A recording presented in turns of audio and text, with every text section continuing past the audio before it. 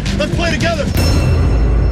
So, let's talk about the Super Bowl. Well, I mean the big game. Without paying millions in fees, advertisers are not allowed to use the phrase Super Bowl or Super Sunday. What else would you expect from America's favorite pastime? Oh wait, that's still baseball? Well, even still, it represents everything American. World Cup? What's that? I've never heard of it. Screw you, the rest of the world. We have the Super Bowl, our very own enormous sporting event safely planted in our American bubble. I think that the only sporting event that is more pretentiously American would be the World Series. Just because you let Jackie Robinson play doesn't mean Major League Baseball is a worldwide organization. And speaking of football, how about those halftime shows? Honestly, scheduling the halftime show of the nation's biggest sporting event of the year in a country full of hipsters has to be the worst job ever. Finding an artist that appeals to this guy and this lady must be a challenge. But when you're going for that kind of safety, you're never gonna get a touchdown. As a result, the halftime shows are filled with washed up artists who are using this one chance to make a comeback by any means necessary. Oh, Janet Jackson, I remember when this happened. The screen just went black and didn't go back. Halftime shows are also sprinkled with cameos from whatever up-and-coming artists the industry is trying to push that year.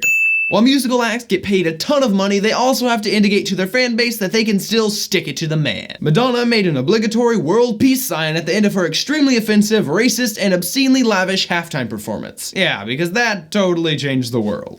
People who don't care about football the other 364 days of the year are suddenly all about it. That's when you have to put up with people saying things like, "Those guys in the green shirts would have won if they just scored more touchdowns." Too bad the players didn't know that, or they would have won for sure. It's also the one day of the year everyone in the country becomes the biggest fan ever of one of two teams, usually a team that they spent the entire season hating. According to a 2014 article, during Super Bowl Sunday, Americans consume 325 million gallons of beer. That's over a gallon of beer per person. So basically, for one day every year, everyone in America knows what it's like to be Mel Gibson. My nipples, they hurt. They hurt when I twist them. Soldiers should get, paid the same amount as football players. Yeah, because annual salary is totally determined by the amount of respect people have for you. Everyone complains about how football players get paid way too much. Come on, it pays for itself. Welcome to capitalism, where everything can be justified as long as revenue outweighs expenses. Fun coupons. And how does it pay for itself? The commercials, of course. Some people make a bigger deal about the commercials than the game. I don't care about the game, I just watch it for the commercials. Those same people are always super disappointed when the commercials didn't live up to their standards. They weren't really as good as last year. In reality, the commercials are never good. They play to the lowest common denominator using the 3 Bs. Boobs, beer, and butts.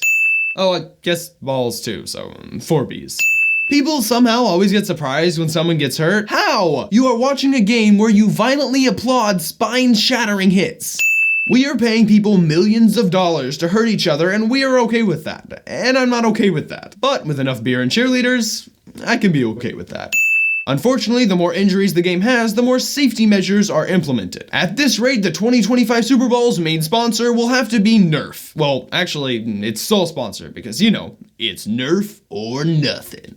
Of course, if you don't want to watch a game where the teams allegedly cheat to win, you can check out the alternate programming other channels have put together, such as the Puppy Bowl, the Lingerie Bowl, and my favorite, the Fish Bowl, and sex trafficking.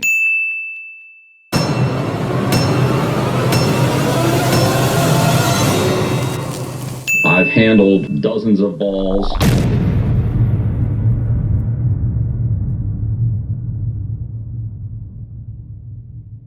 I'm the president of Jelly Beans!